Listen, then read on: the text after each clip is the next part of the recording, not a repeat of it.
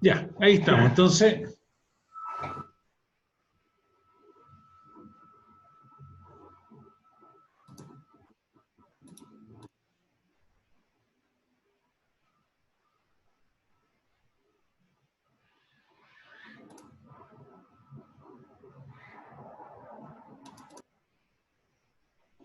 ya. Bueno, vamos a hablar de la planta de bombeo inteligente.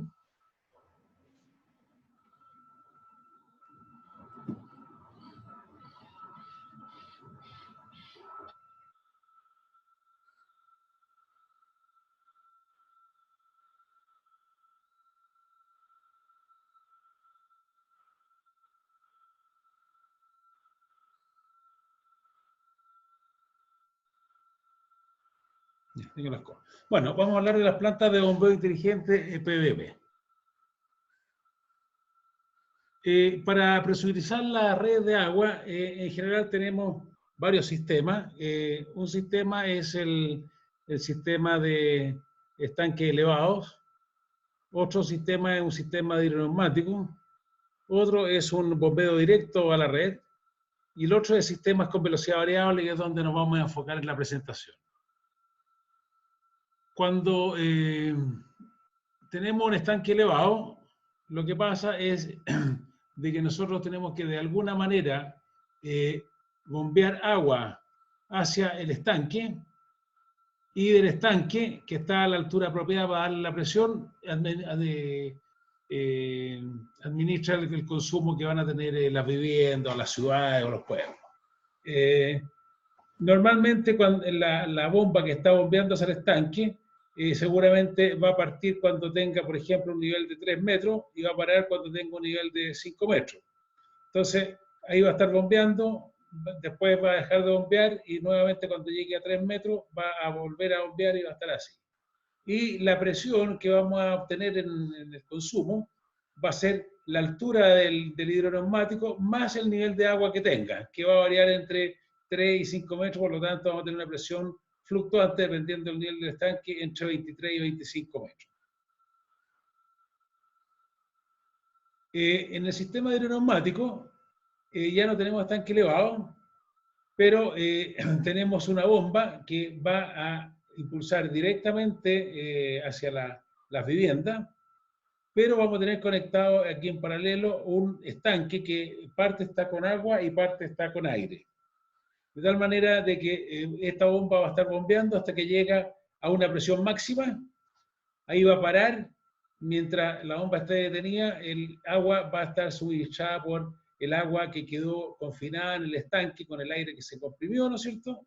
Y va a seguir alimentando mientras la bomba está detenida. Cuando baje la presión a un punto de que sea la presión mínima, va a volver a encender la bomba y va a levantar la presión hasta que llegue nuevamente a la presión máxima. Por lo tanto, en estos sistemas vamos a tener una presión en el servicio variable entre dos puntos, entre presión mínima y presión máxima.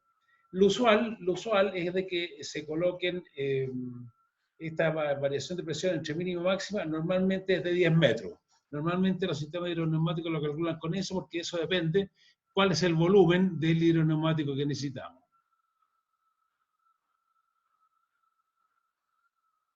Y por último tenemos el bombeo directo a la red, es decir, la bomba bombea directamente a la red, y la presión acá va a ser en función del consumo, porque mientras mayor consumo va a bajar la presión, y mientras menor sea el consumo, la presión va a subir. Por lo tanto, vamos a tener una presión que, dependiendo del caudal que le están pidiendo, va a ser la presión conforme a la curva característica de la bomba. El sistema con velocidad variable funciona de la siguiente manera: es también la bomba bombeando directamente a la red, pero nosotros vamos a ir ajustando la velocidad de la bomba con un variador de frecuencia, de tal manera de que el motor que está accionando la bomba pueda variar su velocidad, colocándole por eso un dispositivo que se llama variador de frecuencia, y vamos a estarlo retroalimentando con un sensor de presión, de tal manera de que la velocidad que ponga acá sea la correcta para que la presión sea constante a cualquier consumo, a cualquier caudal. Es decir, la presión va a ser constante, aunque el caudal sea variable. Bien, todos estos sistemas funcionan con bombas centrífugas. La bomba centrífuga tiene la siguiente característica. Cuando yo cambio la velocidad de la bomba centrífuga, el caudal varía proporcionalmente al cambio de velocidades. Y la altura, o la presión, varía proporcionalmente al cuadrado de la relación de velocidades, y consecuentemente la potencia, que la potencia en hidráulica es el caudal multiplicado por la presión o por la altura, varía conforme al cubo de la relación de velocidades. Esto sucede en todas las bombas centrífugas. Basta que la bomba sea centrífuga para que tenga estas características. Vamos a ver el cambio de velocidad en bombas centrífugas. Acá les estoy mostrando un grafiquito que tengo la curva de la bomba, que la curva de la bomba la tengo en el eje X, tengo los caudales, no lo coloqué aquí, pero son los caudales, y en el eje de la Y tengo las alturas o la presión. Entonces he graficado con una curva roja la altura en función del caudal y en una curva amarilla que abajo se nota poco, la potencia en función del caudal. Estas son las curvas características de las bombas. Cuando uno escoge una bomba, estas son las curvas que ofrece el fabricante. Entonces, si nosotros estamos bombeando, si la bomba, estas curvas son a distintas velocidades, a una velocidad fija. O sea, estas curvas están, por ejemplo, a 2900 RPM. A 2900 RPM, esta bomba con cero caudal entrega un poquito más de 18 metros y con caudal de 50 litros por segundo, por ejemplo, va a entregar una altura de 10 metros. Y si yo lo llevo a 80 litros, va a entregar 2 metros. Y la potencia va a consumir con cero caudal 2 HP y va a ir subiendo la potencia y vamos a consumir casi 10 HP cuando tengamos 80 litros por segundo. Aquí he dibujado la misma bomba, esta es igual que la bomba anterior, pero la curva está a 2300 RPM, es decir, una velocidad menor. Cuando la velocidad es menor, bajan la curva de altura y baja la curva de potencia. ¿Cómo baja? Sencillo, usando estas relaciones que yo les mostré. Cada punto de caudal en función de la velocidad lo voy transformando linealmente y la altura conforme a la velocidad al cuadrado. Entonces, si recordamos los gráficos, el punto inicial eran 10 metros de altura con 50 litros. Ahí tenemos 10 metros con 50 litros. Y la potencia que consumíamos en ese punto era, vamos a volver a la diapositiva.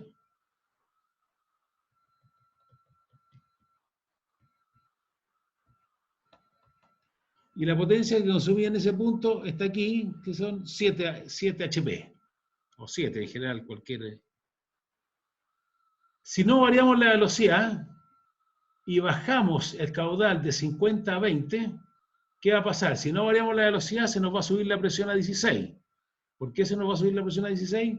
Porque cambiamos para acá, vamos por esta línea puntilla amarilla y cambiamos el caudal a 20 y nuestra altura va a subir a 16. Y nuestra potencia en este punto van a ser 3. Bueno, ahora si yo varío la velocidad, bajo la velocidad a 2300 RPM, en este ejemplo, vamos a mantener la altura de 10 con 20 litros por segundo y vamos a consumir 1,5 veces la potencia. Aquí tenemos el punto, bajamos a 2300 RPM, bajamos a 20 el caudal y la curva de la bomba nos bajó de tal manera que coincide con los 10 metros de altura. Y la potencia, ahora que está acá, va a ser 1,5 HP.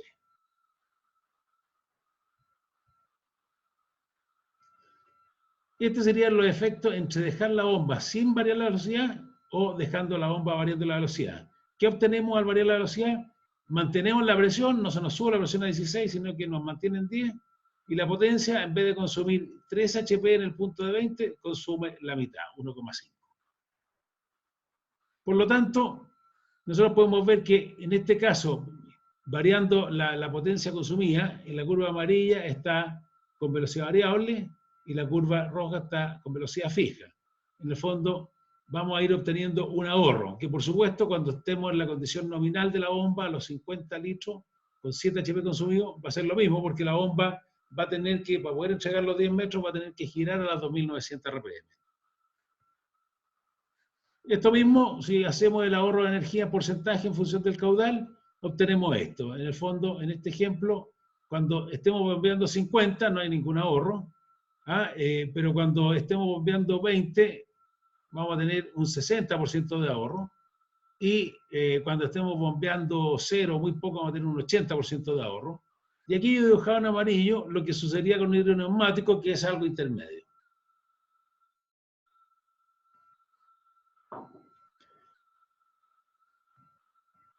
Bueno, esto es en función de los caudales. Cuando estamos en caudal máximo, ¿no es cierto?, no va a haber ahorro, y cuando estemos a caudales menores va a haber ahorro. Bien, no sé si está claro ahí, voy a ver cómo logro entrar al chat aquí, para ver si...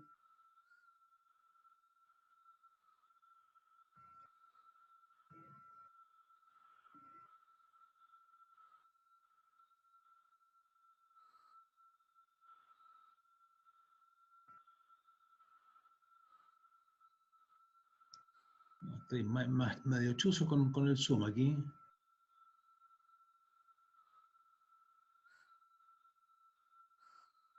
Estoy tratando de entrar al chat aquí.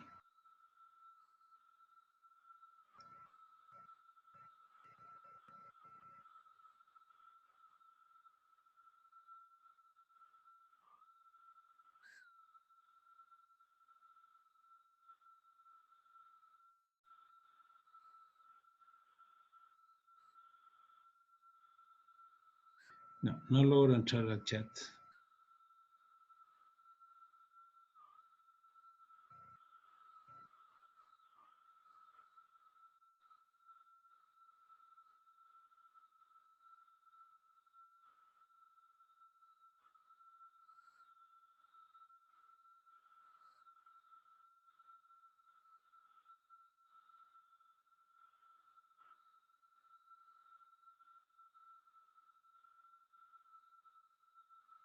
Ya.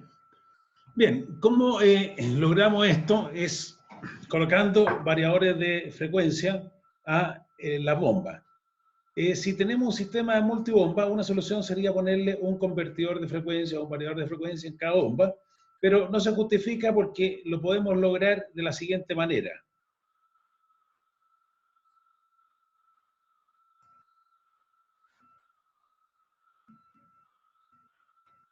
Colocamos solamente una bomba a un variador de frecuencia y el resto de las bombas la accionamos on-off, es decir, espera, si es que con el convertidor de frecuencia ya voy a lo máximo, después coloco una bomba fija y sigo la otra bomba variando, de tal manera de que variando en 3 bombas, por ejemplo, solamente variando la velocidad en una, obtengo continuamente el caudal manteniendo la presión en todas.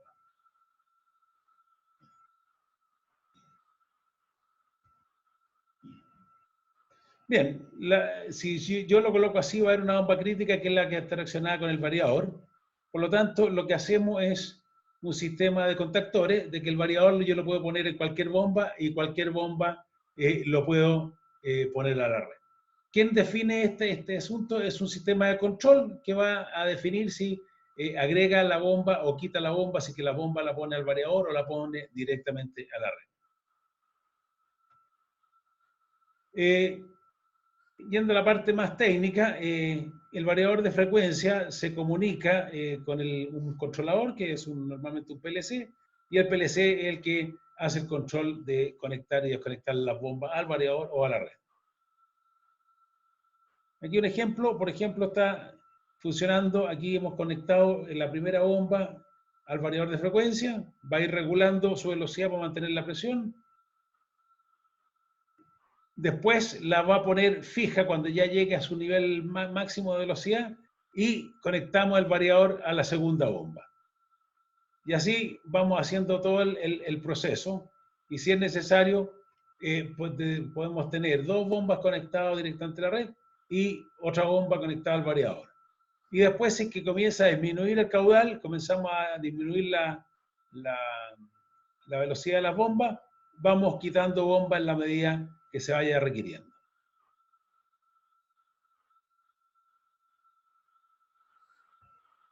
Bien, los equipos nuestros tienen un panel HMI que es optativo, no se requiere, solamente para supervisar y eventualmente configurarlo, donde podemos monitorear todo lo que pase.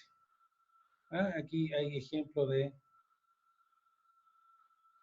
lo que se puede hacer con... Y también disponemos de un software de configuración y monitoreo, que es lo mismo, pero tenemos que ir a conectarnos con un computador, donde podemos configurar y monitorear el sistema.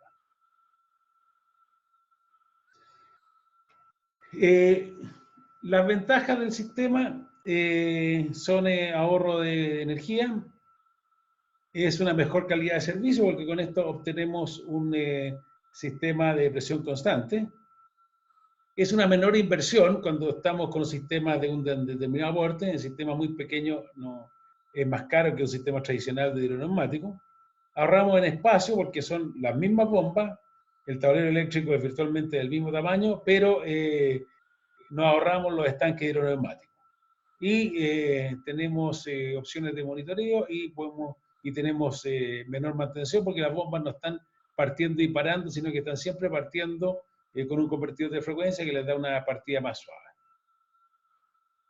Bien, esa es la primera parte de la presentación. Vamos a ver si hay alguna duda. Denme un tiempecito para habilitar el chat o habilitarle los micrófonos. Denme un segundito.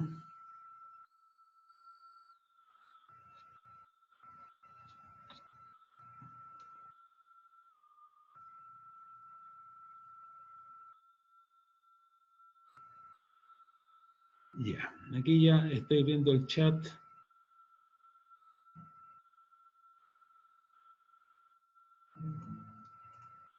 Ya, ahora estoy viendo el chat para ver si hay alguna consulta.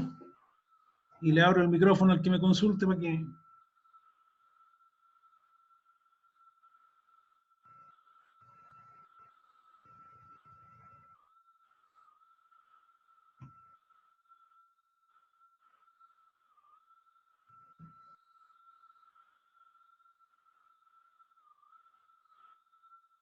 ¿No hay consulta?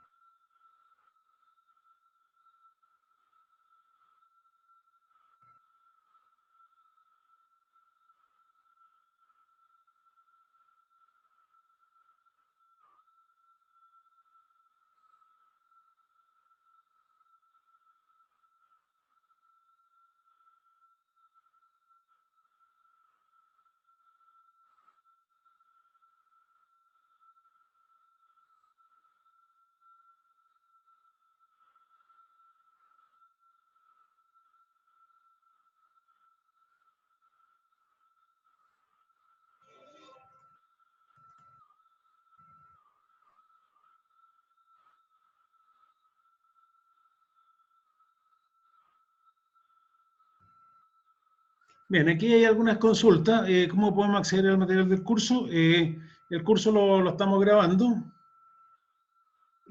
Por lo tanto, después va a quedar disponible para que lo puedan bajar. La otra pregunta que me hacen es, ¿la inserción de bombas se hace mediante contactores? Sí.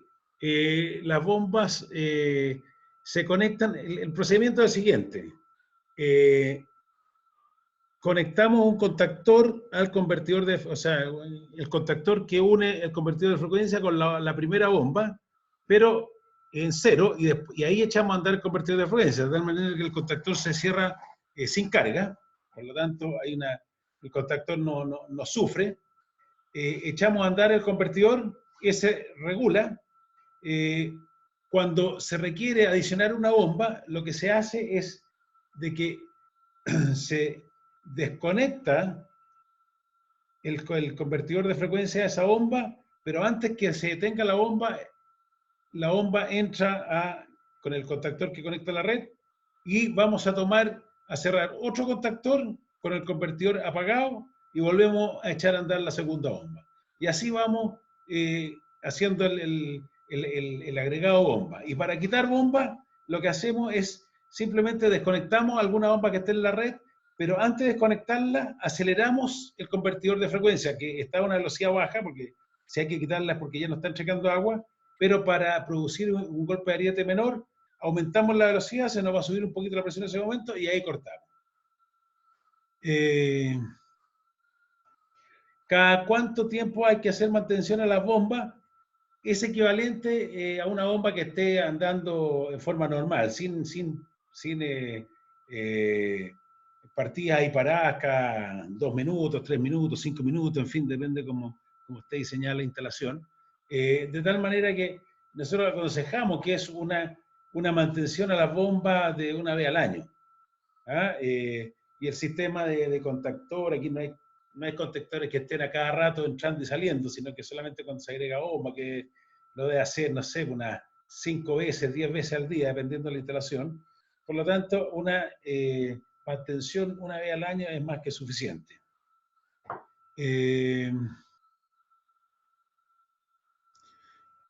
Si se usa un solo presión y se requiere un sensor de caudal, no. Solamente se requiere un sensor de presión y no necesitamos medir el caudal, porque lo que se usa es un sistema de control realimentado. Este es similar a cuando uno quiere regular la velocidad de un auto, por ejemplo. Lo que hace uno es de que si ve de que la presión está bajando un poco, corrijo aumentando la velocidad. Y si veo que la presión comienza a subir, bajo la velocidad. Se usa una estrategia que se llama PID, proporcional integral derivativo, de tal manera de que al final el error es cero. Es igual con un sistema de control de velocidad de un auto. O sea, no necesitamos estar mirando otras cosas, sino que solamente midiendo la variable que necesitamos. En el caso de la velocidad de un auto, estamos mirando el velocímetro, estamos mirando el indicador de velocidad y con eso estamos moviendo el acelerador para que lo mantenga. Acá es lo mismo, estamos mirando la presión y estamos variando la velocidad de las bombas para mantener esa presión. Otra pregunta que hay... ¿el transmisor de presión lo conectan al VDF directo o al control discreto del PLC? Bueno, se puede hacer de distintas maneras. Se puede hacer de entrarlo a una salida, a una entrada análoga al PLC, y el PLC tenga el PID adentro, o puede entrar al convertidor de frecuencia y habilitar algún PID controlador PID que pueda contener el convertidor de frecuencia. Hay distintas maneras de hacerlo.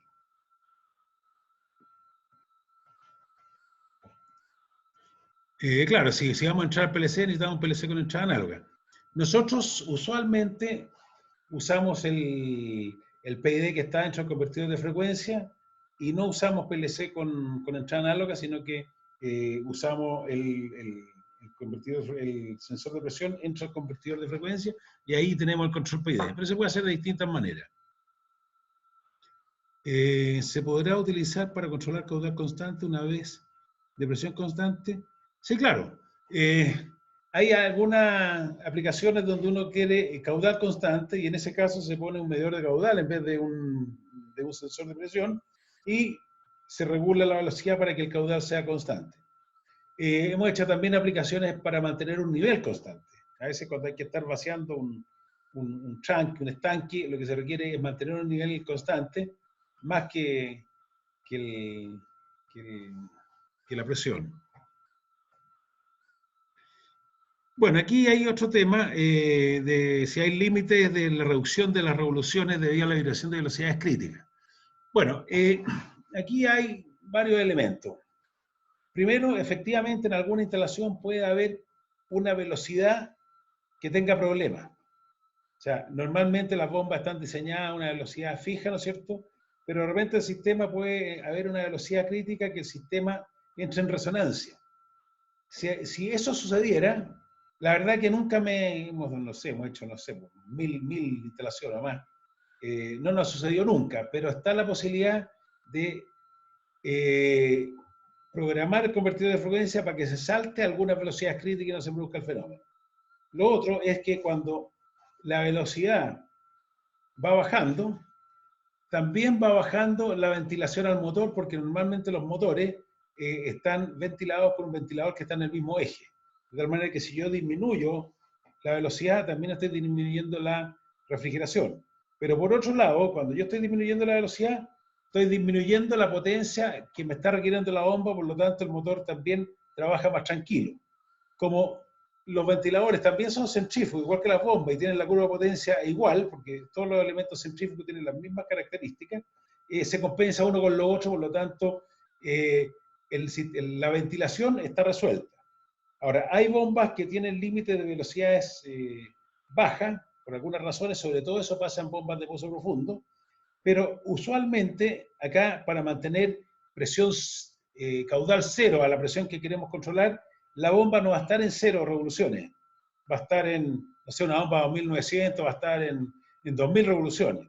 Y normalmente la exigencia de los fabricantes es no bajar, por ejemplo, un 30% de la velocidad nominal. Es raro llegar a esos extremos.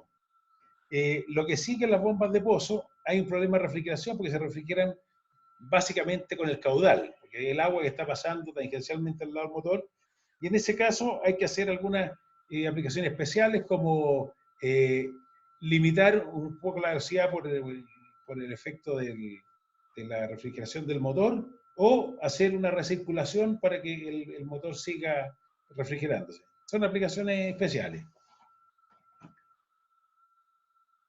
Ya, está repetida la pregunta si el sensor de presión se agrega al variador PLC. Se puede hacer de las dos maneras.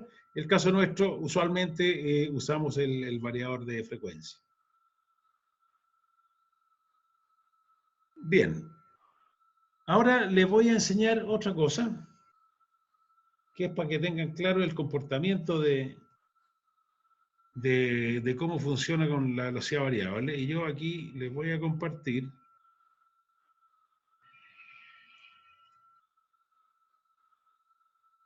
Les voy a compartir una planillita de Excel que yo hice.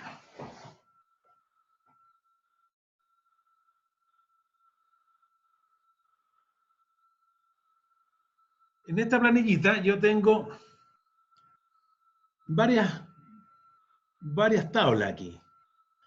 Acá yo he puesto los datos de fábrica que me entrega el fabricante. Litros por segundo, metro columna de agua y HP. Eso es lo que me entrega el fabricante. Aquí también me entregan, muchos fabricantes me entregan el rendimiento, pero yo también lo puedo calcular. Puedo calcular versus la potencia de los HP que consume versus los litros por segundo y los metros columna de agua. De tal manera que aquí tengo la curva original de la bomba. Y después yo aquí tengo la misma tabla, pero a otra velocidad. Por ejemplo, si yo aquí pusiera como velocidad los mismos 2940, que es la velocidad nominal del motor, este cuadro queda igual que este. No sé si ven de que si yo pongo 1940 aquí abajo, este cuadrito es exactamente igual a este. Si yo pongo aquí 2000 RPM, me cambia. Y si yo veo, aquí tendría la curva de la bomba, la que me entrega el fabricante, tengo los HP, tengo los metros columna de agua, y si yo le cambio la velocidad a 2000 RPM, la tengo acá. Sí, aquí tengo la curva de las dos cosas. La altura de una, la altura de otra, al variar de 2940 a 2000. Igual cosa con las potencias. Si yo pongo acá 2500, voy a ir a la comparativa y me queda de esa manera.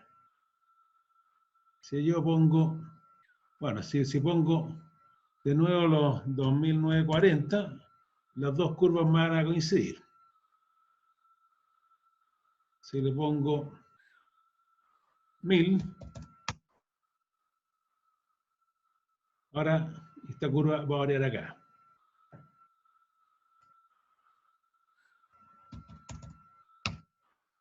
Y si yo digo que esta bomba regule a 23 metros de columna de agua, le voy a decir de que anda a va a tener que andar a estas velocidades en función de los litros por segundo.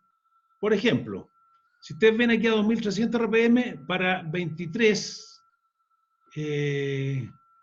a ver, para 23,9 metros de columna de agua, supongamos que vamos a regular a 23, ¿ah?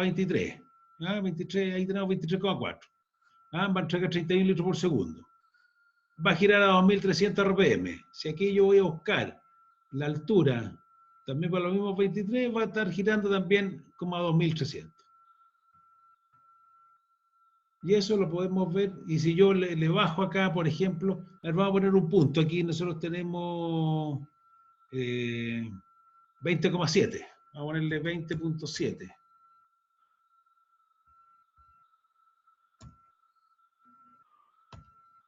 En 20,7, a las 2300 RPM va a estar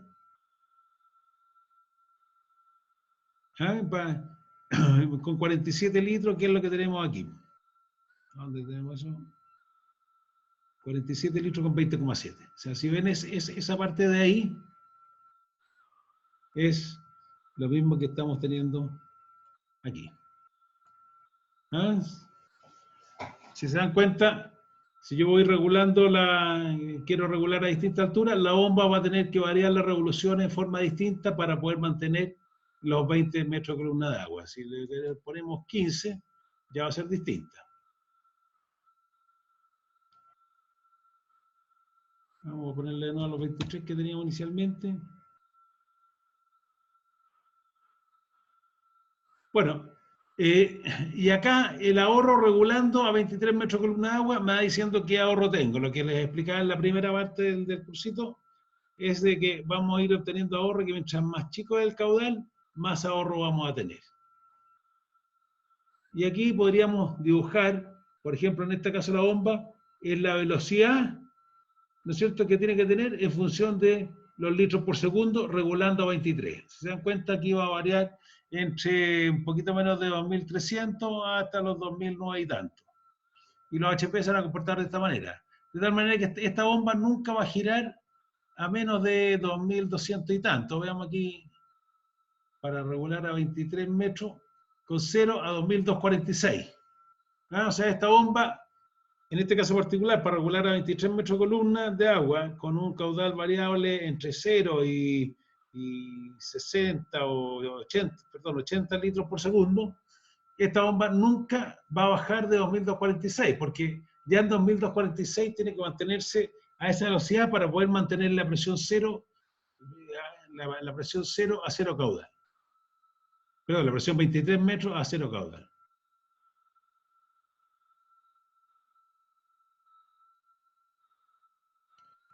Esta curvita también podemos entregarse.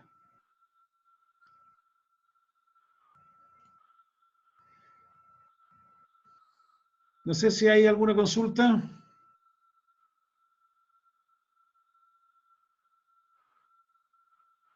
Si alguien quiere que le abra el micrófono, me lo piden por el chat, ¿eh?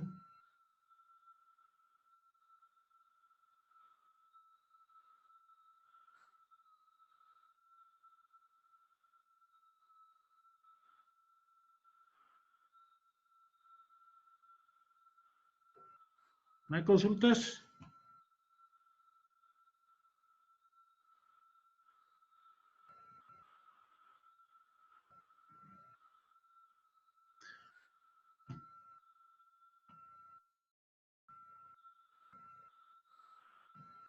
Bien.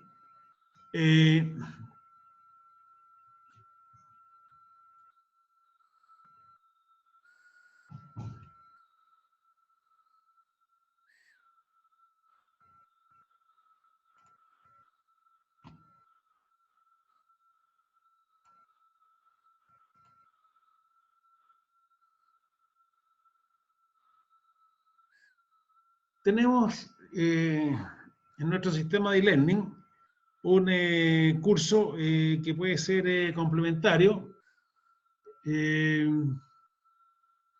que lo podemos ver en capacitación y learning. Aquí hay cursos de distintas cosas y tenemos 3 cursos de PDP. Si entramos a la introducción, aquí estamos renovando esto porque todavía está en sistema Flash. Hay que habilitar el Flash. Estamos haciendo los cambios. Y de hecho, ustedes ven que todos los que son con acento aparecen con un signo de interrogación. Pero iniciamos el curso.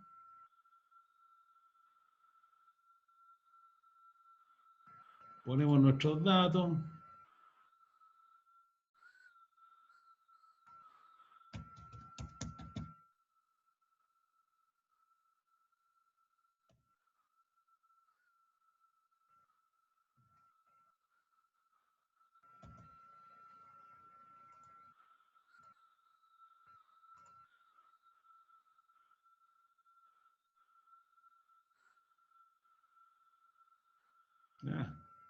No me deja. El gallo. Ya.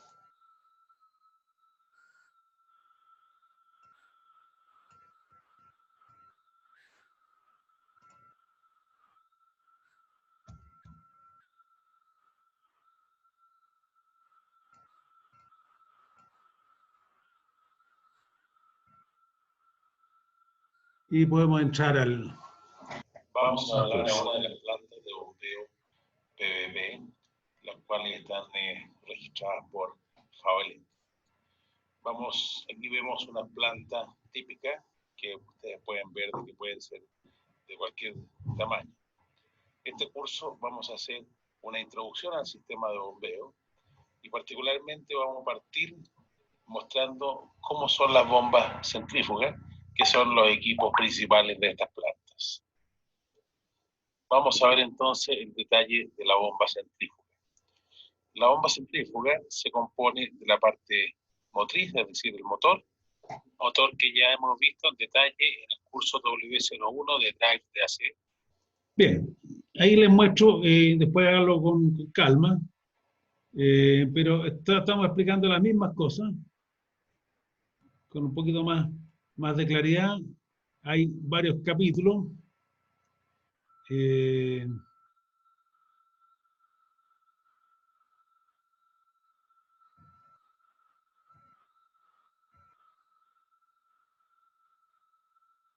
Aquí está el esquema general de los PDP. Aquí vemos un esquema general de un PVP. Esta foto muestra un PVP típico de una potencia relativamente chica. Y ahora vemos una foto de un equipo demo donde podemos apreciar que por un lado tenemos las bombas. Por cada bomba tiene una válvula de entrada.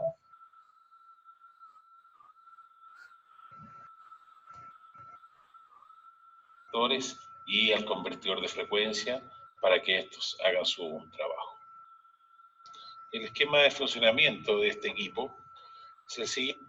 Como ustedes pueden ver, los equipos motobombas son los mismos que se instalan.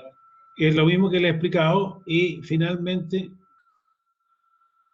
Si ustedes están, por ejemplo, regulando 50 metros, habría que colocar un transductor de 0 a 100 metros, por ejemplo, y se requiere de que el transductor tenga salida 420 mA y puede ser un transductor reducido de tal manera que el tablero entrega la alimentación para aquello. Y finalmente viene un test que ustedes lo tienen que responder.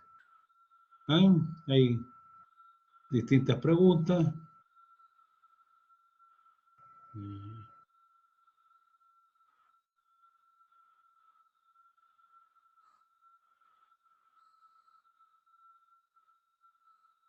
Y así vamos, lo que contestamos un test.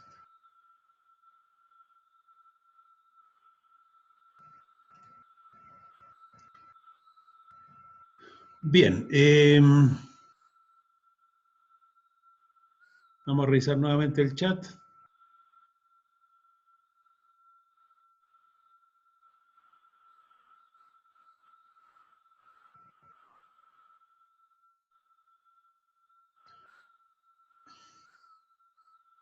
Bien, aquí hay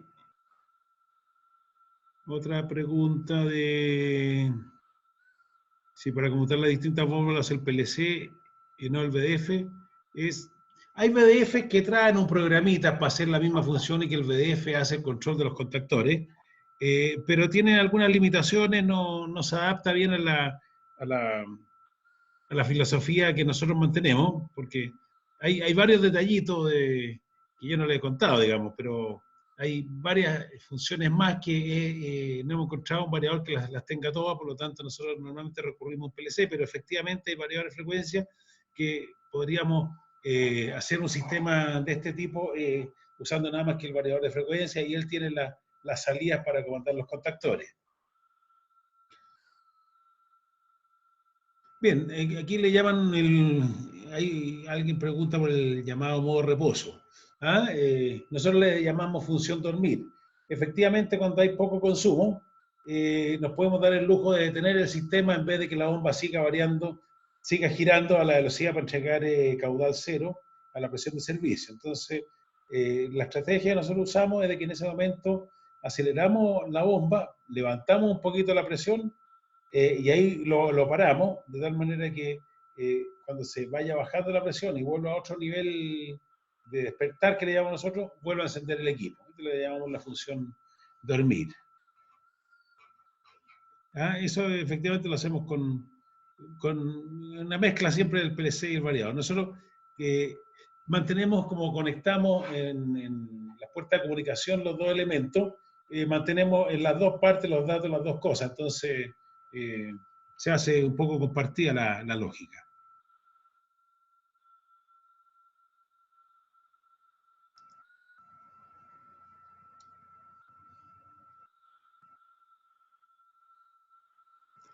No sé si hay más preguntas o si alguien quiere que le abra el micrófono.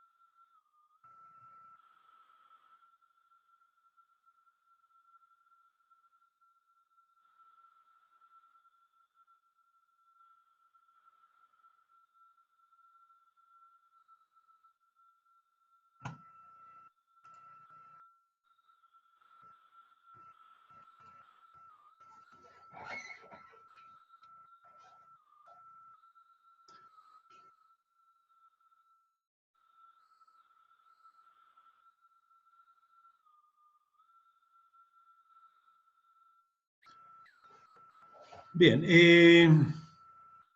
no sé si están con ánimo de seguir, porque lo que les tengo pensado es contar un poquito cómo funciona el convertidor de frecuencia versus el motor. Entrar en ese detalle, por qué hay que variar la frecuencia y variar el voltaje para poder variar la velocidad. ¿Están con ganas de seguir o no? Ya.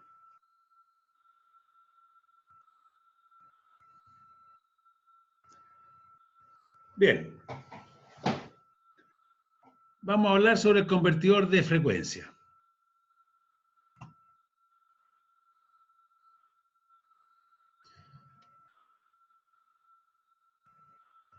¿Qué es lo que hace un convertidor de frecuencia? Transforma un voltaje de magnitud y frecuencia fija en un voltaje de magnitud y frecuencia variable. Es decir, nosotros tenemos usualmente, ¿no es cierto?, en la red trifásica 380 volts entre fases, 50 ciclos.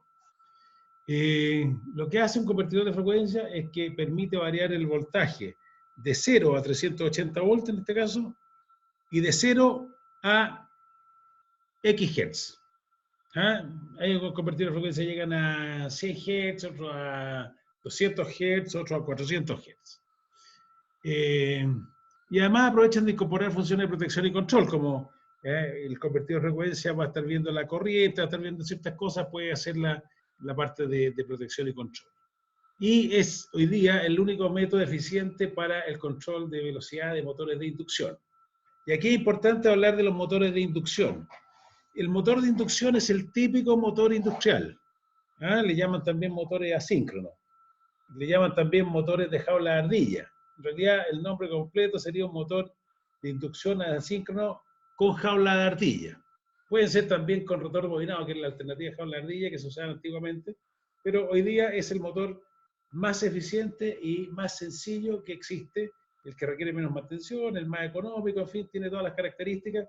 El problema es de que están hechos para girar a una velocidad determinada. O sea, por eso que uno compra un motor para 2.900 RPM, 1.450 RPM, en realidad siempre una velocidad un poquito inferior a la velocidad sincrónica que depende exclusivamente de la frecuencia y el número de polos.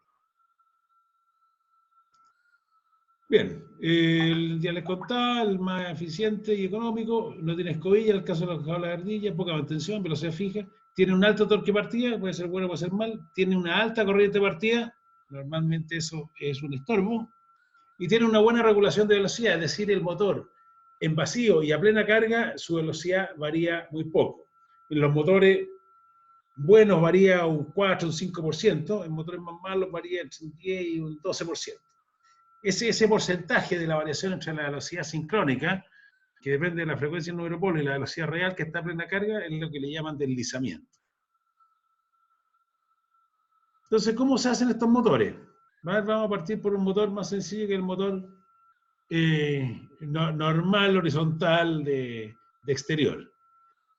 Se compone de un rotor. Este rotor que se ve como una cosa sólida, en realidad es una jaula de ardilla. Es de esos como, no sé los que han visto esas ardillas que tienen como una cuestión que da vuelta donde las ardillas juegan, pero está relleno con fierro laminado para que no circule la corriente eléctrica, pero sí circule el campo magnético. Tiene alrededor de ello el estator, que tiene un enrollado, y tiene su carcasa, y tiene su eje, tiene su rodamiento, en fin. Este es el típico motor de inducción que ustedes van a ver en todas partes. Si es que vemos en el caso de un motor de sumergido, es lo mismo. Está hecho de otra manera, pero está lleno con agua en vez de aire. Y básicamente es lo mismo. Tiene el rotor que lo hacen más alargado, ¿no es cierto? Y más delgado porque hay que meterlo dentro de un pozo de poco diámetro, pero es el mismo concepto. Y estas son las típicas curvas de los motores de inducción. Tiene aquí una velocidad sincrónica, que es la velocidad teórica que toma el motor si es que cuando no está produciendo torque. Esta curva medio calipso es la del torque. Es la velocidad donde el motor no entrega torque, por lo tanto tampoco entrega potencia. Recuerden que la potencia es el torque por la velocidad. Por lo tanto, si no hay torque, cero por la velocidad que sea, es cero potencia. Y normalmente tiene una velocidad nominal que es un poquito más bajo, lo que hablaba acá, entre un 4 y un 10, 12%, que es la velocidad donde genera el torque nominal. Y por lo tanto, la potencia nominal. Y la corriente es una corriente que parte altísima y después va bajando hasta la corriente nominal. Entonces, este motor está pensado que funciona en ese punto. Desde ahí para acá. Ese es el funcionamiento del motor. Si es que la carga le pide más torque, lo va a dar, pero a costa, le va a ir dando más torque.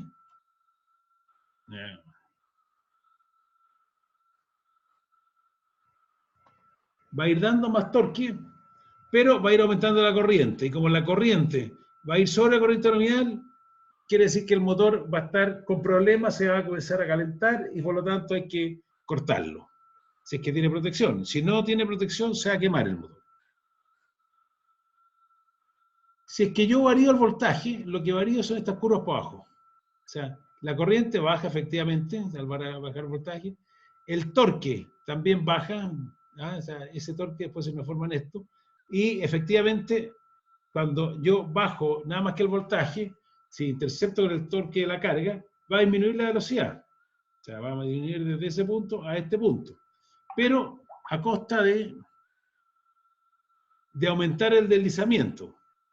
Y el deslizamiento es inversamente proporcional al rendimiento. O sea, cuando yo tengo un deslizamiento del 4%, tengo un rendimiento del 96%. Si tengo un rendimiento, un deslizamiento del 10%, tengo un 90% de eficiencia. Si tengo un deslizamiento del 30%, tengo un 70% de eficiencia. Entonces, es un método súper malo en cuanto a la eficiencia.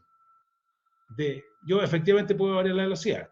Ahora, y la puedo variar hasta un cierto límite, porque si esta curva de torque pasa por debajo de lo que necesito, ya el motor se me detiene, o sea, es más inestable. Entonces, solamente variando el voltaje no tiene sentido. Pero si yo varío la frecuencia, lo que hago es que varío la velocidad sincrónica del motor. O sea, esta curva de torque que está acá se me transforma con la misma magnitud, pero achicada, donde la velocidad sincrónica nuevamente cesa y por lo tanto, puedo lograr la velocidad. Y si voy variando esto puedo llegar hasta cero y todo con la misma eficiencia.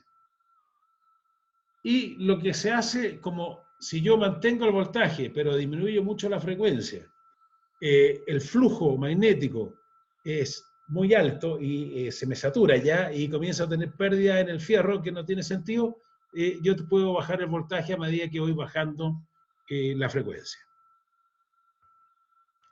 Entonces, aquí le pongo el efecto combinado frecuencia y voltaje es el mejor. Se elimina la saturación a baja frecuencia, se obtiene un buen rendimiento al no aumentar el deslizamiento. Conforme a la carga se emplean distintas formas de relación de voltaje y frecuencia. ¿Cómo yo cambio el voltaje y la frecuencia? Podría hacerlo lineal, por ejemplo, 0 Hz, 0 volt, 50 Hz, 380 volt. Es una alternativa. Hay otra alternativa que esa relación puede ser cuadrática. En el caso de las bombas se usa la relación cuadrática, porque no requerimos el torque constante a baja velocidad, sino que requieren menos torque, pero eso ya son detalles para un segundo curso. Lo más típico es una relación lineal o cuadrática. Usualmente usan lineal. En el caso de las bombas se mejora la parte de rendimiento con noción de lo cuadrático. Bueno, aquí tengo cómo son los convertidores de frecuencia. Hay de distintos tamaños, ¿no es cierto? ¿Y cómo se componen estos convertidores? Tienen básicamente dos elementos. Uno, un inversor, y otro, un rectificador. Y entre medio, un filtro. Esto significa de que cuando yo hago un rectificador, aquí tengo un voltaje continuo. Entonces, lo que hace el inversor es cambiar un voltaje continuo a un voltaje alterno de voltaje y frecuencia variable. Usualmente, como los motores trifásicos son más baratos que los monofásicos, se usa un motor trifásico, aunque acá yo podría tener alimentación monofásica porque al final tengo un rectificador que va a transformar a continuo. Esto también permite a estos inversores funcionar con batería. Por eso que normalmente, por ejemplo, en los que son los autos eléctricos, son motores sincrónicos, asincrónicos, que son motores de corriente alterna y tienen un inversor. Y aquí tienen la batería porque son motores mucho más sencillos que un motor de corriente continua. Y aquí está hecho ya los que entienden algo de electrónica. Este es el caso de un rectificador trifásico, ¿no es cierto? Convierten los 380 volts trifásicos, los convierten aquí, esto da 570 volts una vez rectificado, y tenemos transistores que conectan cada una de las fases de salida, ya sea al positivo o al negativo, dependiendo si se activa ese transistor o se activa este transistor. Si se activan los dos transistores, hay un cortocircuito tremendo y muere esta parte. Esta parte de acá es la parte cara de los inversores. Esto hoy día se usa una tecnología que se llama IGBT, que es Insulated Gate Bipolar Transistor, o sea, transistor bipolar con grilla aislada, y que hoy día hay potencia de varios de miles de amperes y se pueden poner en paralelo. Casi no hay limitación de potencia, digamos. O sea, hay convertidores de megawatts y hay convertidores también de 0,1 HP, o sea, hay de todo. Y el convertidor tiene una forma de comunicarse con el exterior, ¿no es cierto? De que normalmente tiene varias entradas digitales para hacer comandos, que uno los configura normalmente qué es lo que quiere hacer con cada una de las entradas. Tiene entrada analógica, tiene salida analógica y tiene salidas de relé en este caso.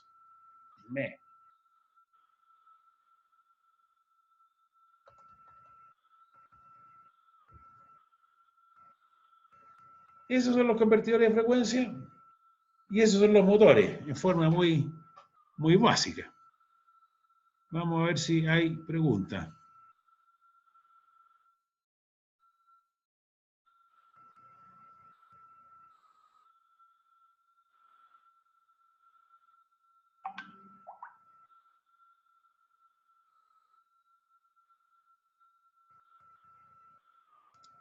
¿Hay preguntas? ¿No hay preguntas?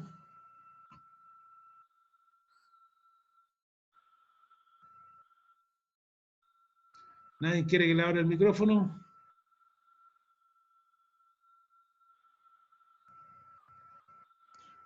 ¿O estamos todos durmiendo?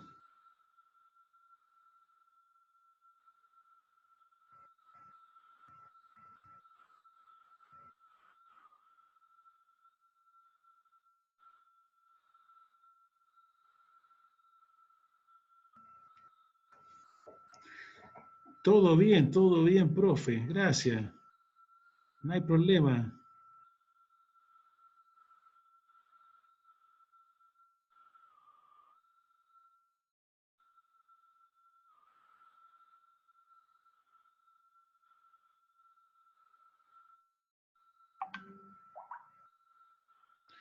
Ya, aquí hacen una pregunta, a ver si la entiendo bien, dice, es por falla del ventilador, del convertidor, exceso de velocidad, no entiendo mucho, pero efectivamente el convertidor de frecuencia permite darle más velocidad que la nominal al motor. Imagino que la pregunta se refiere a eso. Y normalmente se usa esa gracia, ¿por qué? Porque a medida que yo voy aumentando la velocidad, si paso sobre la nominal 50 Hz, el motor va a girar sobre las revoluciones nominales y va a entregar mayor presión y mayor caudal.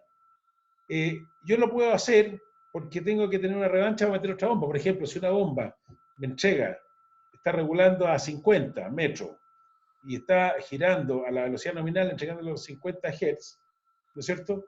Bueno, cuando yo llegue a ese punto, digo, tengo que agregar bomba, pero cuando agrego bomba, si es que baja muy poquito el caudal, va a tener que volver a agregarla, sube un poquito el caudal, va a tener que volver a agregarla. Entonces van a estar agregando y quitando cada rato, yo le doy una cierta ventana.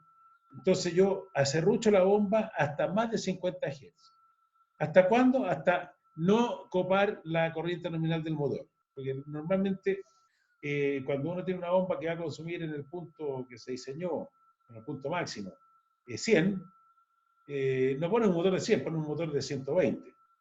¿Ah? Siempre el motor da un poquito más de lo que está requiriendo la bomba, por lo tanto nosotros aprovechamos esa instancia y aumentamos a 50,5, 51, 51,5 Hz, lo suficiente para mantener funcionando la bomba con el motor bajo la corriente nominal y a una velocidad mayor que la nominal, por lo tanto está mejor refrigerado que si fuera la nominal. Aprovechamos esa revancha, incluso más. Por poco tiempo podemos darle un poco más, que se sobrecargue un poco, pero ya contando un tiempo para poder agregar una bomba. Entonces, nosotros aprovechamos todo eso. Entonces, efectivamente, se pone. Ahora,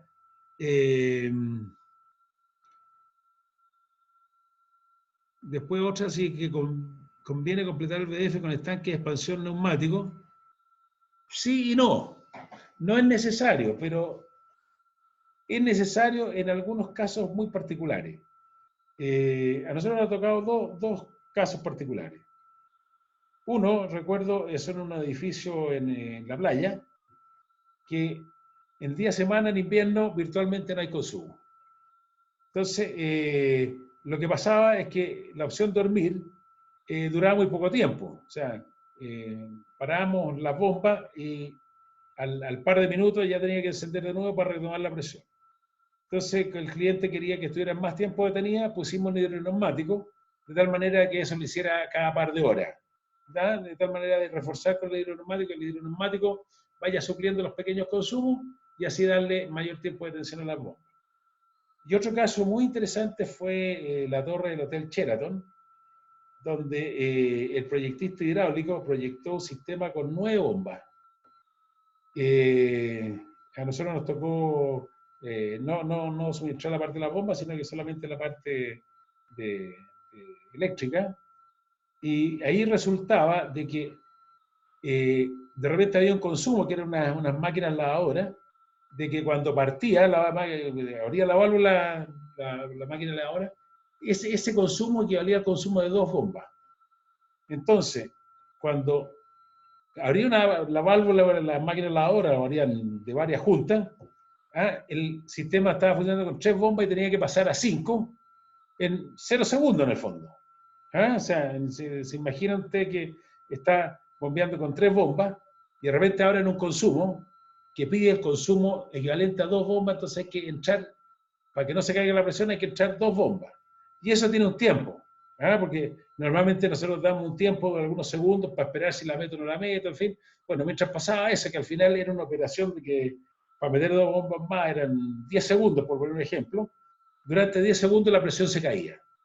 Y al caerse la presión, caía la presión de todo el sistema, y ellos tenían un sistema de que tenían unas válvulas en cada piso, unas válvulas reguladoras de presión, de que cuando bajaba la presión, cortaba el agua, cuando bajaba la presión del seteo.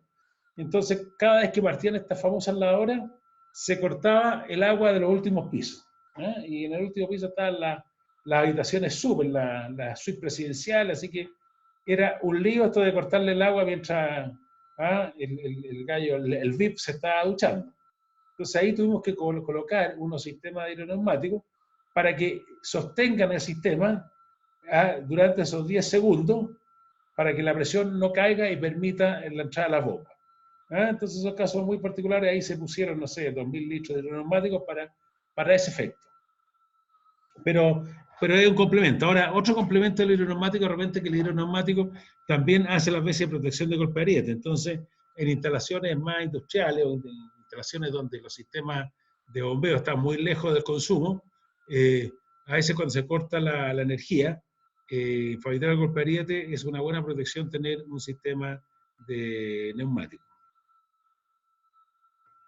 Bueno, el sistema de PVP, ¿cuántas bombas máximo permite controlar? Las que queramos. Las que queramos. O sea, pueden ser 500 bombas si quisiéramos. Lo usual es que se hagan pocas bombas, justamente para evitar este efecto que yo le decía del Sheraton. ¿No? Usualmente lo estándar es usar 2, 3, 4, 5 bombas. Ese es el orden. Pero no hay limitación. En el fondo esto es como los autos. ¿Cuántos cambios le ponemos? Mientras más cambios le ponemos, vamos a tener más pasar de cambio.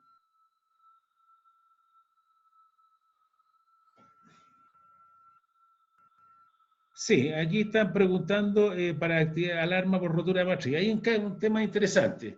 Nosotros el primer sistema que hicimos acá fue en una sede de INACAP, la sede de INACAP de Apoquindo. Y nos llamaron de que no tenían agua, y fuimos a ver, y era que el estanque donde recibía el agua de la empresa potable estaba vacío. Entonces, pero estaba entrando agua. Entonces se recuperaba el nivel, se activaban las bombas, bombeaban todas las bombas a concho y le ganaban a la entrada de agua de la empresa distribuidora y se volvía a parar. Y efectivamente vimos de que la matriz que desde ahí iba hacia el edificio había pasado una retro, estaba haciendo unos trabajos y habían roto la matriz. Entonces dijimos, oh, qué inteligente, pongámosle una protección de rotura de matriz. Entonces cuando las bombas estén a concho durante un determinado tiempo, cortamos y avisamos que hay rotura de matriz. Entonces ahí lo hicimos y funcionó perfecto. Pero eso lo dejamos como estándar para todo, y tuvimos un problema en una urbanización en Rancagua, de que cuando llegaron los bomberos a apagar un incendio, habrían como 2 o 3 grifos, se activaba la rotura de matriz y dejaba de salir agua. Entonces no es que tuviera poca agua, sino que le cortábamos el agua. Entonces ahí tuvimos que cambiar todo lo que eran urbanizaciones que tenían grifos de incendio y quitarle esa protección, dejarla solamente como alarma. Pero efectivamente se pueden agregar varias cosas más y lo que se nos ocurra. Hay un montón de ocurrencias que hemos hecho. Con respecto al rango para activar la matriz, nosotros lo que hacemos es, cuando está todo a concho durante un determinado tiempo, que usualmente le damos un tiempo de un par de minutos, alarmamos y cortamos si es que está activado el corte.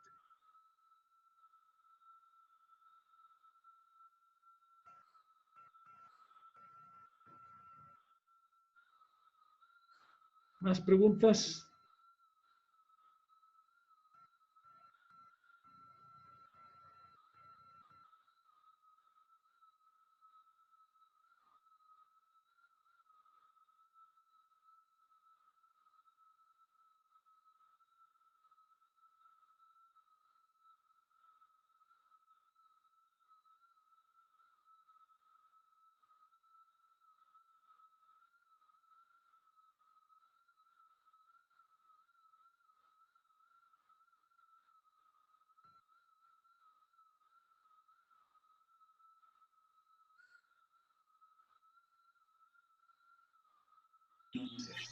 Digital.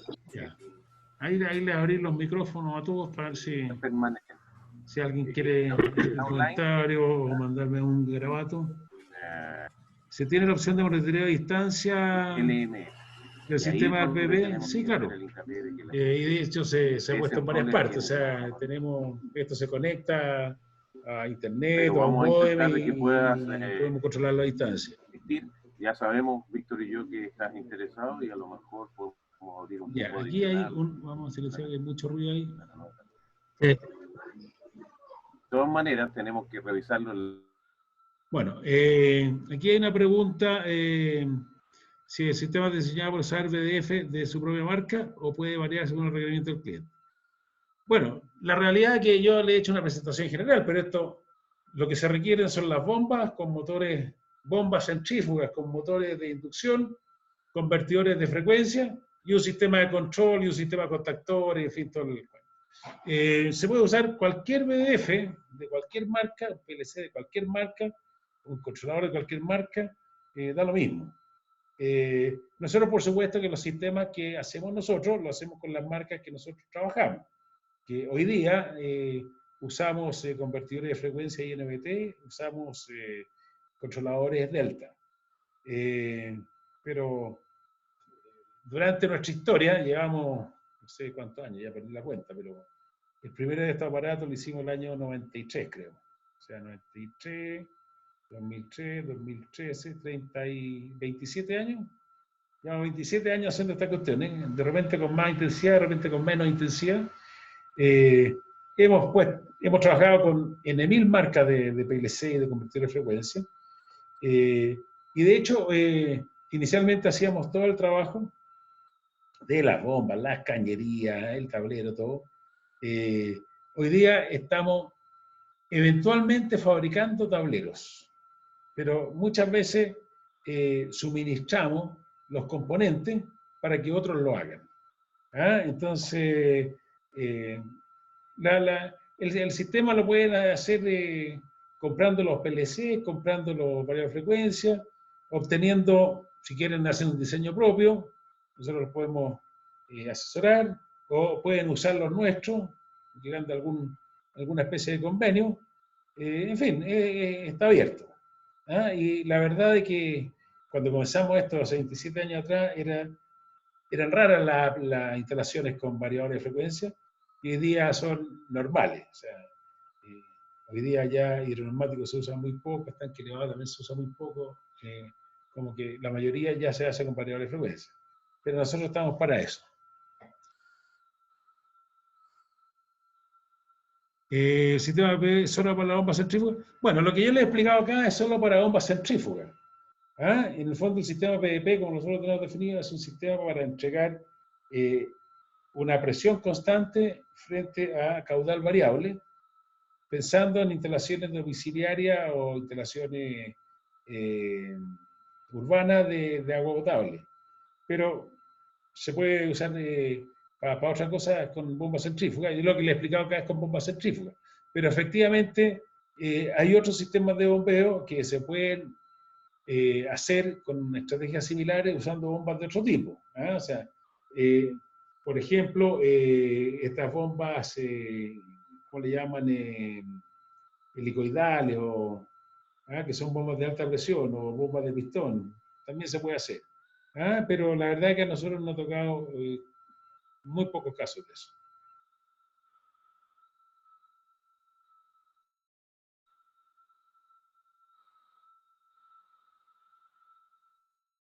Lo que yo le he explicado acá es para bombas centrífugas.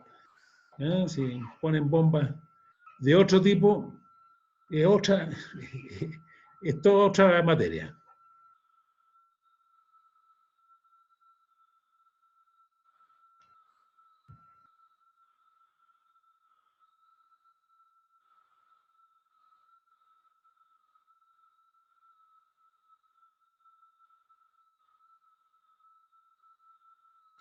Bueno, veo que no hay más preguntas, no sé si está muy aburrida la cosa o lo han tenido claro.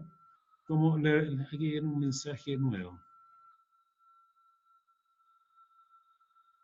Ya, ¿nos recuerda la marca sensores transductores de presión que ustedes trabajan? Nosotros traemos y representamos una marca que se llama Sanyu, pero sirve cualquiera. Y de hecho tenemos algunos clientes que quieren unos sensores particulares de marcas particulares, le ponemos el sensor de la marca particular.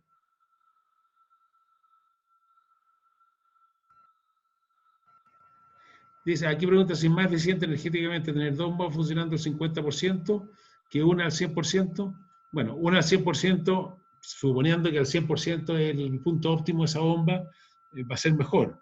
Porque yo al variar la velocidad estoy también trasladando el punto de rendimiento máximo de la bomba, pero no igual. Entonces, seguramente una bomba que tiene un 60% de rendimiento es un punto óptimo, a la mitad de caudal, no estar en el 60% y haber bajado a un 55%, por ejemplo. ¿Ah? Mientras que la otra, si está al 100%, va a estar con el rendimiento máximo. Ahora, si no pongo variador de velocidad, eso es peor. O sea, el 50% del caudal, esa bomba, su eficiencia cae a la mitad, o sea, va a caer al 30%. Pero efectivamente es más eficiente una bomba al 100% que dos bombas funcionando al 50%.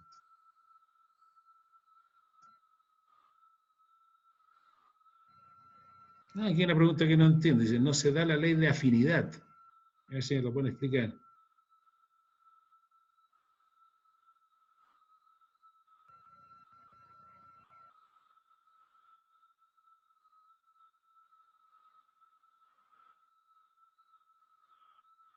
No entiendo la pregunta de la ley de afinidad.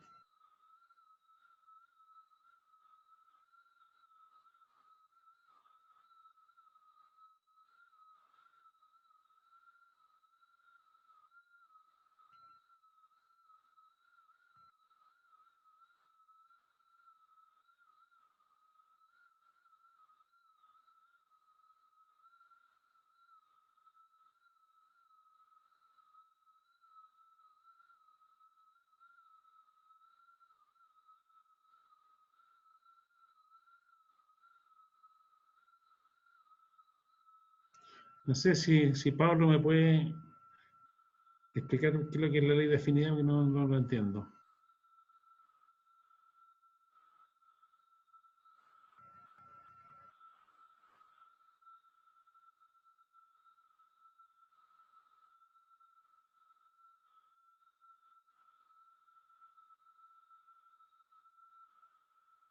Ya, estos sistemas de bombas pueden ser monitoreados a distancia, por supuesto, y es bien común. O sea, por ejemplo, todo lo que son de agua andina están integrados a su sistema. Y esto básicamente porque los sistemas, como son elementos que tienen puertas de comunicación, esas puertas de comunicación se conectan a lo que sea, digamos, ¿ah? Y se ponen los software de monitoreo correspondientes. ¿Tenemos experiencia con bombas de BDF integrado? Sí, existen motores que traen el BDF integrado. Pero en general, tendríamos, si son sistemas multibomba, tendrían que ser todos con el BDF integrado y una solución más cara que poner un BDF para las tres. Esos sistemas se usan cuando es una aplicación de una bomba, mayoritariamente. Q1 a Q2 igual a N1 a N2, a esto se refiere. A ver, si yo varío la velocidad en el 50%, el caudal varía en un 50%. Si yo varío la velocidad en un 50%, la altura varía en un 25%. ¿Por qué? Porque ahí al cuadrado, 0,5 al cuadrado, creo que 0,25, ¿no es cierto? Por lo tanto, todos los puntos voy variando la velocidad, por cada punto el caudal se me varía linealmente como yo varía la velocidad y la altura se me varía al cuadrado. Si ustedes ven el curso de Demonstrando e-Learning, ahí está bien explicado cómo se va dibujando la curva con distintas velocidades. Y pueden ver en la planillita Excel, que se las voy a dejar disponible también, pueden hacer el cálculo. A ver, aquí me explicaron la ley definida. La potencia eléctrica absorbida por el motor de la bomba es proporcional al cubo de la velocidad. Sí, claro, eso es así. ¿Ah? O sea, la potencia, o sea, en el caso en el que consume no es el motor, sino que es lo que está accionando el motor que le está pidiendo la potencia al motor. En el caso de las bombas centrífugas, la potencia hidráulica es el caudal por la altura. Como el caudal varía proporcional y la altura varía al cuadrado, la potencia, que es Q por H, varía al cubo de la relación de velocidades. O sea, en el fondo, una bomba girando a 3000 RPM y después girando a 1500 RPM va a ser el 25%. O sea, va a ser 0,5 elevado al cubo, que debería ser, no, eso no es 0,25, es 0,125, un octavo.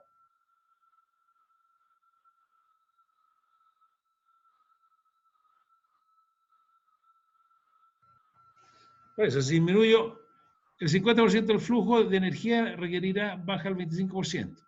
No, va a ser un 12,5%, lo que pregunta Pablo acá. O sea, la potencia eléctrica absorbida por el motor de la bomba es proporcional al cubo de la velocidad del eje. Esto si estamos accionando una bomba centrífuga.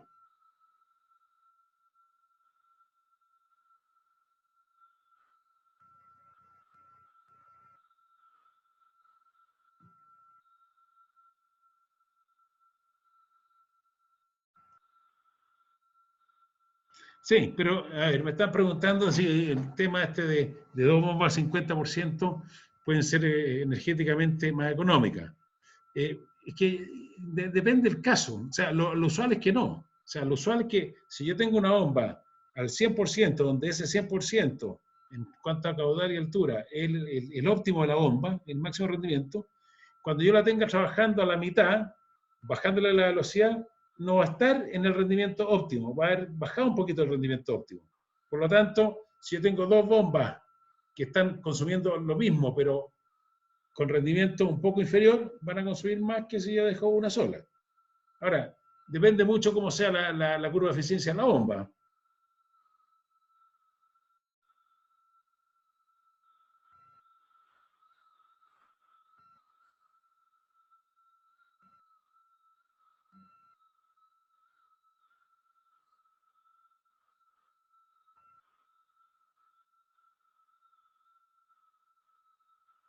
Yeah,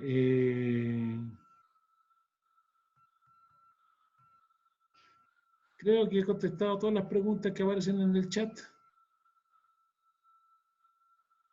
Y parece que no hay más preguntas. Bien, le agradezco enormemente su atención. Han estado 1 hora y media concentrados, supongo, quizás algunos no tanto. Espero de que le haya sido de utilidad el curso y veremos si hay interés, ustedes escriban ahí a Rodrigo, si es que hay interés de seguir avanzando en este, un tema más específico, pero la idea es un curso introductorio.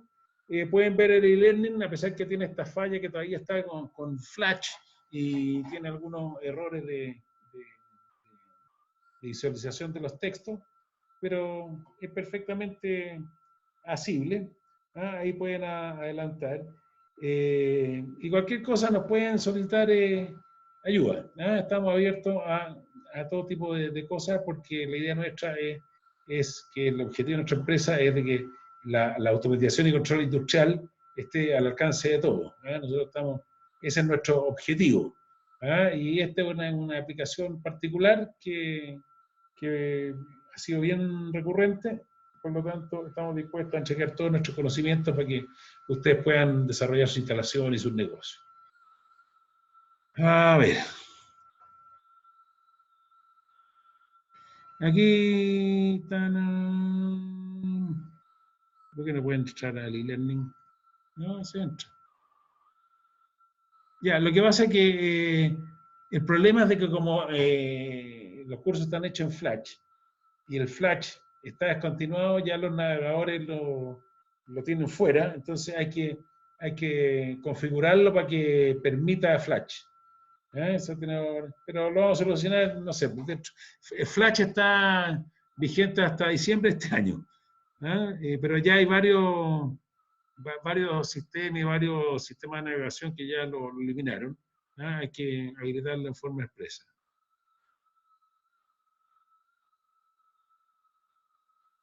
¿Cuáles son las marcas de bomba que recomiendan? Cualquiera. Ustedes escojan la bomba,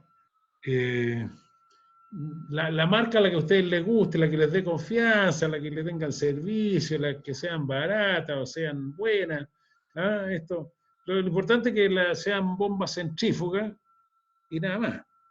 Ahora, cuando ustedes van a ver la curva de las bombas para elegir la correcta, ahí hay que verlo con más cuidado. Normalmente nosotros preferimos de que la curva sea lo más parada posible, es decir, que haya harta variación de altura en función del caudal, no tan plana, porque cuando son tan planas, la variación de velocidad es muy poca, entonces no son muy fáciles de controlar y están constantemente saliendo y sacando bombas. Lo ideal es que sean las curvas con bastante variación de altura.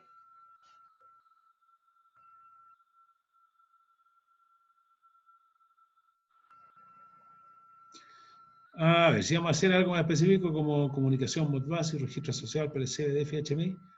Sí, podríamos. Normalmente eso lo trabajamos directamente con los integradores que tenemos registrados, pero si ustedes mandan sus inquietudes, podemos organizar algo con respecto a la comunicación Modbus y los registros asociados para el CDF, ya es algo muy, muy específico. Eso normalmente lo trabajamos con los integradores que tenemos registrados. Pero normalmente lo hacemos, pero no sé si es un tema para hacerlo tan generalizado. No, aquí nos preguntan si hemos usado bombas de corriente continua. No. O sea, como les expliqué, este es un sistema para usar bombas con motores de corriente alterna. Los motores de corriente continua son mucho más caros que los de alterna y son bastante requieren bastante más mantención. ¿Cómo se dimensiona un VDF para una bomba? Esto es importante. Esto es importante. Les voy a... lo primero es de que el VDF tiene que ser compatible con el voltaje de alimentación y la frecuencia de alimentación. O sea, lo primero que decir es voltaje de alimentación, si están en Chile, 380 volts trifásico, 50 Hz. O la otra alternativa es 220 volts monofásico, 50 Hz. Especificar la entrada. Y después la salida tiene que tener una corriente nominal que sea mayor que la corriente del motor. La corriente nominal del convertidor de frecuencia que sea mayor que la corriente nominal del motor. Si ustedes tienen un motor de 100 amperes, tienen que escoger un convertidor de frecuencia que la corriente de salida sea mayor o igual que 100 amperes. Y eso es lo importante. Ojo, el amperaje. Y por supuesto el motor tiene que ser también, si es de 380 volts, de entrada tiene que ser de 380 volts, en tres fases. Pero fíjense exclusivamente en eso, porque hay muchos proveedores que dicen, mire, este es un convertidor de frecuencia para 100 HP. Entonces, pero la corriente son 138 amperes. y uno va a ver su motor y dice, aquí tengo un motor de 100 HP, pero la corriente nominal es de 150 amperes. No les sirve. Tienen que fijarse en la corriente. Y la otra cosa que tienen que fijarse es de que la corriente máxima de salida, si van a usar bombas en aplicaciones de bombas centrífugas, sea por lo menos un 30% superior a la nominal. Son esas tres cosas que hay que fijarse. ¿Qué es lo que pasa? Hay algunas marcas que tienen unos convertidores de frecuencia aptos para bombas centrífugas, pero que la corriente máxima es 10% arriba de la nominal. La experiencia nuestra es de que el 50% de las bombas no parten con menos del 10% sobre la corriente nominal. Entonces asegúrense que tengan un 30%. Lo usual del convertidor es del 40%. ¿Ah? Pero hay algunas marcas que ofrecen convertidores en el fondo más chicos. ¿Ah? Dicen este convertidor es para bomba de 100 HP, pero para motores normales, para condiciones normales, es de 75, ¿no? Entonces, para el de 100 están jugando con que la corriente máxima está limitada y normalmente cuesta que partan las bombas. Entonces, fíjense en eso. ¿Ah? Tienen que fijarse. Que la corriente sea nominal de salida sea superior a la corriente nominal del motor y que la corriente de sobrecarga sea por lo menos 1,3, o sea, 30% superior a la nominal. ¿Ah? Ese es un dato que dan todos los convertidores de frecuencia, que es una corriente máxima de por lo menos 1 minuto. Esos son los datos. Y que cumplen las condiciones de alimentación. No van a poner un convertidor de 8 voltaje, otra frecuencia de entrada que la que disponen. ¿Qué porcentaje de corriente superior lo recomienda cualquiera? Basta que sea igual o superior.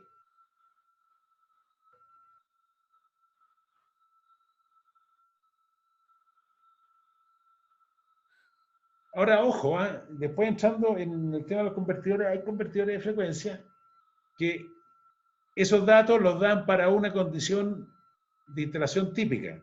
Le dicen, oiga, esto es para temperatura ambiente de 20 grados. Pero si la temperatura ambiente que ustedes van a tener es más de 20 grados, tienen que ver la corriente máxima a la temperatura que van a tener. Hay que fijarse bien cuando vean la especificación del convertidor. Lo otro es que normalmente dicen estos son los datos para instalaciones inferiores a 1000 metros sobre el nivel del mar. Sobre eso tienen que averiguar, normalmente se ratea un 10% por cada 1000 metros adicionales en aumentar esa corriente nominal. Hay un montón de conceptos, pero fíjense bien si van a tener condiciones especiales, vayan a ver condiciones especiales o échenos una pregunta a nosotros. Aunque no nos compren el convertidor a nosotros lo podemos ayudar.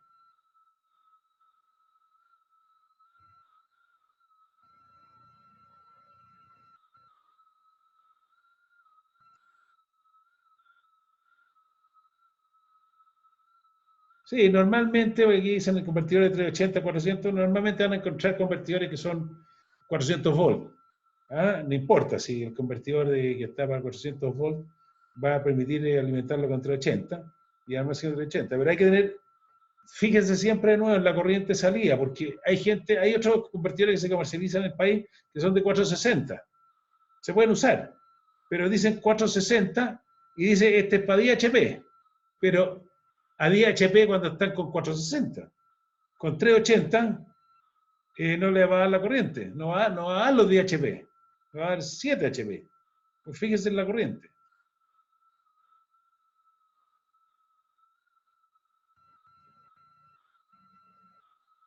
Sí, hemos tenido muy buena experiencia con INBT. Excelente. De todos los convertidores que hemos trabajado, yo diría que es el mejorcito. Y hemos trabajado, partimos con ABB, seguimos con el G, después seguimos con VEG, después estuvimos con Delta, con T-Corp, eso, y finalmente con INBT. Y normalmente nosotros estamos chequeando cuestiones y hemos probado con la idea de escribir unas 3 o 4 marcas más que no nos han resultado buenas, pero con INVT hemos tenido un buen comportamiento y llevamos hartos años con INVT.